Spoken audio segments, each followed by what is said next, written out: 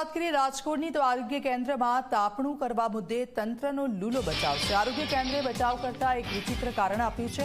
Lab માટે સળગાવેલા રૂના કારણે આ આગ લાગી। સળગાવેલું રૂ નીચે બોક્સ પર પડતા આગ લાગ્યાનો દાવો થઈ રહ્યો છે। વિડીયોમાં સ્પષ્ટ તાપણું કરતા દેખાય છે કર્મચારીઓ। આરોગ્ય વિભાગે જવાબ માંગતા આવું વિચિત્ર કારણ આપ્યું છે। તો આપ જુઓ, આરોગ્ય કેન્દ્ર છે અને ત્યાં તાપણું કરતા કર્મચારીનો જે વિડીયો સામે આવ્યો હતો ને ત્યારબાદ તપાસના આદેશ આપ્યા હતા। ત્યારે જે તપાસના આદેશ આપ્યા ત્યારે જવાબ માંગવામાં આવ્યો ને એવું વિચિત્ર કારણ આપ્યું છે કે તમે સાંભળીને પણ તમે ચોંકી જશો કે રૂ નીચે પડ્યું હતું અને તે સળગ્યું હતું અને તેના કારણે આ આગ લાગી હતી। આવું વિચિત્ર કારણ આપવામાં આવ્યું છે। દ્રશ્યોમાં સ્પષ્ટપણે દેખી શકાય છે કે આસપાસ લોકો ઉભેલા છે। તો રાજકોટના શાપર આરોગ્ય કેન્દ્રમાં તાપણું કરવાનો જે મામલો છે, જિલ્લા વિકાસ અધિકારીએ તપાસના આદેશ આપ્યા છે। આરોગ્ય કર્મીઓએ કેન્દ્રની અંદર જ તાપણું કર્યું હતું। લોકોના જીવને જોખમમાં મૂકે તેવી રીતે આ તાપણું કરવામાં આવ્યું। આવી બેદરકારી એક મોટી દુર્ઘટના પણ સર્જી શકે છે।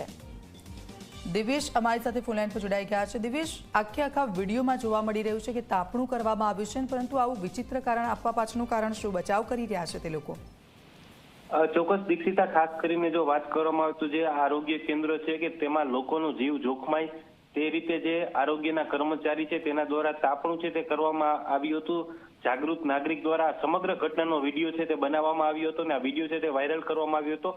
વાયરલ વિડીયોના આધારે જિલ્લા આરોગ્ય અધિકારી દ્વારા તપાસના આદેશ છે તે આપવામાં આવ્યા હતા, પરંતુ જે આરોગ્ય કર્મચારી છે કે જે આ ઘટનામાં સંડોવાયેલા છે તેના દ્વારા પોતાનો સ્વ બચાવ કરવામાં આવ્યો છે। ક્યાંક ને ક્યાંક એવા પ્રકારનો ઢાક પીછોડો છે તે કરવામાં આવ્યો છે કે લેબોરેટરીમાં જે રૂ હતું, રૂ સળગ્યું હતું, તેના લીધે તે બોક્સ ઉપર પડતા ક્યાંક ને ક્યાંક આગ લાગી છે તે પ્રકારનું કારણ છે તે જે આરોગ્ય કર્મચારીઓ છે તેના દ્વારા કરવામાં આવ્યું છે। પરંતુ ક્યાંક ને ક્યાંક આ સમગ્ર વિડીયોમાં જોઈ શકાય છે કે આરોગ્ય કર્મચારી છે તે પોતાનો સ્વ બચાવ છે તે કરી રહ્યા છે, પરંતુ આ ઘટનામાં જે તપાસના આદેશ આપવામાં આવ્યા છે જિલ્લા આરોગ્ય અધિકારી દ્વારા, તેના દ્વારા સીસીટીવી પણ ચકાસવામાં આવશે, ત્યારે સમગ્ર ઘટનામાં દૂધનું દૂધ અને પાણીનું પાણી છે તે સામે આવી જશે। દીક્ષિતા, બિલકુલ, આભાર દિવેશ સમગ્ર વિગત બદલ।